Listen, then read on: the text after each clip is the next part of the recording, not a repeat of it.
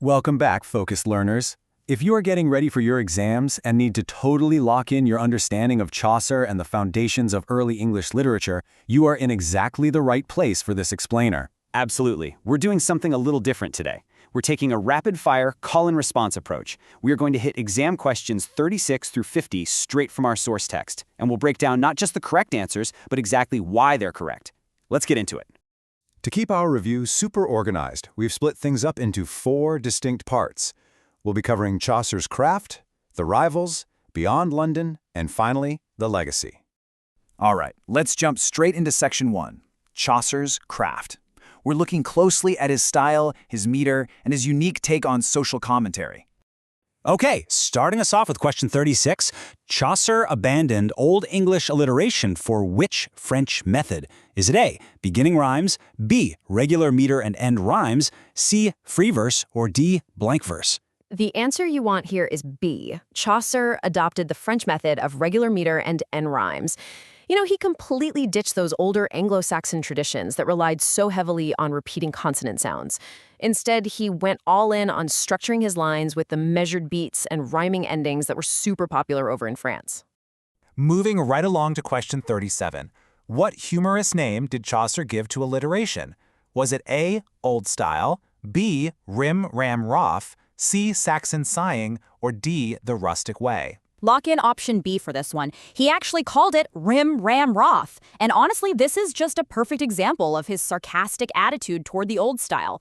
He wasn't just, passively adopting a new way to write. He was actively making fun of the old one. Rim Ram Roth is deliberately clunky. It really highlights why he preferred that smooth, elegant French meter. So let's see how he dealt with real-world drama. Question 38. How does Chaucer generally handle burning social questions like the Peasants' Revolt? A, with passionate advocacy for the poor, B, with humorous or indirect references, C, with fierce conservative condemnation, or D, he ignores them completely? You're going to want to choose B. Chaucer mostly kept his distance from those heavy, burning social issues. Actually, to put it into perspective, he only brings up the massive, bloody upheaval of the Peasants' Revolt as a quick, funny little reference in the Nun's Priest's Tale. Ultimately, he was a poet of human nature and courtly entertainment. He definitely wasn't a political activist. That brings us perfectly to section 2, the rivals. Specifically, we're talking about Gower and Langland. All right, question 39. Who was Chaucer's chief rival in poetry, known as moral?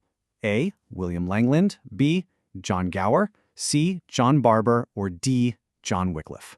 The answer is B, John Gower. Now, the key takeaway here is that yes, they were absolutely rivals, but there was a ton of mutual respect there too. We know this for a fact because Chaucer actually dedicated a piece of his own work to, quote, moral Gower. Following up on Gower with question 40, which of Gower's works was written in English? A, Speculum Meditans, B, Vox Clementis, C, Confessio Amantis, or D, The Bruce? That would be C. Confessio Amantis is Gower's big English contribution. He wrote major, heavy-hitting works in French and Latin too, but this specific text is the one he crafted in English, which firmly placed him in direct competition with Chaucer. So if Gower was his courtly rival, who was essentially the poet of the people in this age? That's question 41. A, John Gower, B, William Langland, C, Geoffrey Chaucer, or D, King Edward III? The correct answer here is B, William Langland. And this is a really important contrast to remember for your exam. While Chaucer was rubbing elbows with the royal court and writing in this very refined European-influenced style, Langland was literally the poet of the common folk. His work is deeply rooted in the gritty, everyday realities of the time. Which leads us right into question 42. What is the title of William Langland's enormous allegorical poem? A, The Canterbury Tales, B, The Vision of William Concerning Piers the Plowman, C, The House of Fame, or D, The Vox Clementis? Go with B for this one. Langland's entire legacy essentially rests on The Vision of William Concerning Piers the Plowman. It's just this absolutely massive, sprawling allegorical work. It tackles heavy spiritual and social themes, completely living up to that poetry of the people title. And for question 43, unlike Chaucer, what versification principle did Langland adhere to? A, end rhyme, B, alliteration, C, blank verse, or D, heroic couplets? The correct choice is B, alliteration. And honestly, this brilliantly illustrates the massive divide in English literature at the time. While Chaucer was busy mocking alliteration as rim, ram, roth, and borrowing French end rhymes, Langland stubbornly, and frankly masterfully, stuck to the traditional Anglo-Saxon principle of alliteration. Let's shift gears a bit and transition to Section 3, Beyond London. We'll look at early Scottish poetry and English prose. Heading north for question 44. Who is known as the real father of Scottish poetry? A. William Dunbar, B. Gavin Douglas, C. John Barber, or D. Robert Henryson? The answer you need is C. John Barber. Think of it this way. Just as Chaucer is the foundational figure for English literature, John Barber firmly holds that exact same title as the real father of Scottish poetry. Building right on that, question 45, what is the title of John Barber's famous long poem? A. The King's Quair, B. The Bruce, C. The Thistle and the Rose, or D. Piers the Plowman? Option B is the winner. John Barber's massive fame is directly linked to his long historical romance poem known simply as The Bruce. Let's switch from poetry to prose for question 46. Which work is considered the first English prose classic? A. Wycliffe's Bible, B. Chaucer's treatise on the astrolabe, C. The Travels of Sir John Mandeville, or D. Morte d'Arthur? The answer is C. The Travels of Sir John Mandeville is incredibly important. You have to remember, poetry absolutely dominated this era. So for a volume of prose to break ground like this, it's a huge deal. It is universally considered the very first English prose classic. Question 47 dives a little deeper into that. It is now established that Mandeville's Travels was likely a translation from which language? A. Latin, B. French, C. Italian, or D. Greek? You'll want to mark down B.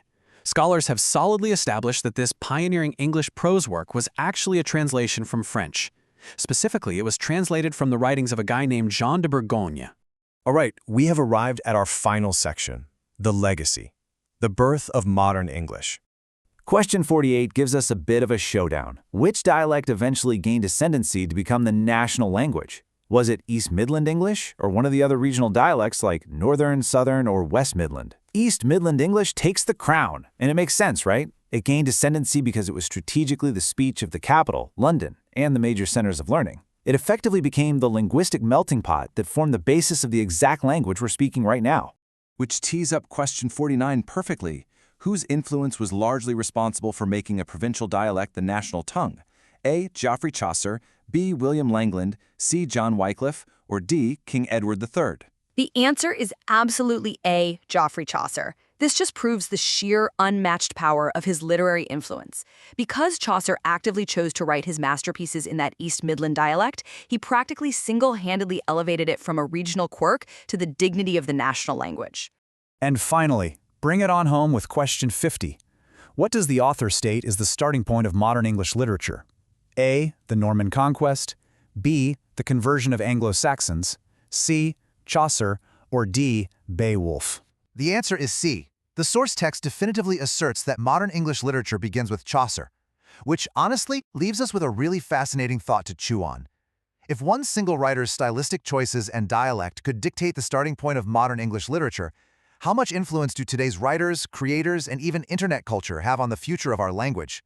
It's wild to think about. Keep that in mind as you study, and best of luck acing your exams.